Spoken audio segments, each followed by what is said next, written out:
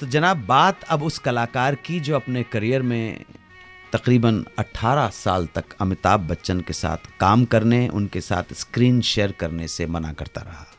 इस कलाकार का नाम था शेरिंग फिंटसो डेंजोंगपा। और कमाल की बात है, डैनी साहब और डैनी साहब के साथ इन्होंने काम किया। राजेश कुमार गुप्ता जी के लिए जोरदार ताली बजाइए। हम लोगों ने साथ काम किया।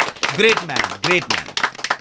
वो इसलिए काम करने से डैनी साहब मना नहीं करते थे। 25 फरवरी को उनका बर्थडे होता है, if I am not mistaken, कि अमिताभ बच्चन से उनकी कोई प्रोफेशनल राइवलरी थी या कोई दुश्मनी थी या मनमुटाव था। रिश्ते बहुत अच्छे थे। और अमिताभ जी की धर्मपत्नी जया जी फिल्म इंस्टीट्यूट में उनकी क्लासमेट थी जी। इस इनकार की वजह थी कि जब डैनी को अमिताभ के साथ स्क्रीन शेयर करने के ऑफर्स आ रहे थे, तब अमिताभ बहुत बड़े स्टार थे, वो आज भी हैं। तो डैनी साहब को ऐसा लगता था कि अगर इनके साथ काम करेंगे तो अमिताभ की पर्सनालिटी इतनी पावरफुल है, इतनी ओवर पावरिंग है कि डैनी को कोई नोटिस नहीं करेगा। और फिल्म हिट हो गई तो सारा क्रेडिट अमिताभ बच्चन ले जाएंगे, और अगर फिल्म फ्लॉप हो गई तो ब्लैक शीप तो है ही। समझे ना? डैनी डेंगजोंगपा ने अपने एक इंटरव्यू में कहा है कि ये वो वक्त था जब हर साल प्रोड्यूसर डायरेक्टर उनके पास रोल लेके आते थे जिस फिल्म में उन्हें अमिताभ के साथ काम करना होता था, और हर बार डैनी मना कर देते थे। इसी इनकारों से परेशान होकर एक बार मनमोहन देसाई ने फिल्म सिटी में एक शूटिंग के दौरान सबके सामने टीज करते हुए घुटनों पर बैठ के डैनी से कहा, प्लीज यार मेरी फिल्म में काम कर ले। और डैनी ने ब्लंटली कहा, मैं सोचूंगा, बट सॉरी टू से, आप जिस तरह की फिल्में बनाते हो उन फिल्मों से हमारी फिल्म इंडस्ट्री 20 साल पीछे चली जाती है। आप इस तरह की फिल्में बनाते हो कि जब फिल्में हिट हो जाती हैं तो 10 और लोग आपको फॉलो करते हैं, और जिससे हमारी फिल्म इंडस्ट्री पीछे जा रही है। अनजाने में डैनी डेंगजोंगपा से जो बात निकल गई वो बहुत सोशली रिस्पॉन्सिबल आदमी से निकलेगी, ये बात ध्यान रखिएगा। इस बात को सुनकर मनमोहन देसाई को बुरा लगा, मगर डैनी कहते हैं, मैंने उन्हें सच कहा था, सच अगर किसी को कड़वा लगे तो मैं क्या कर सकता हूं।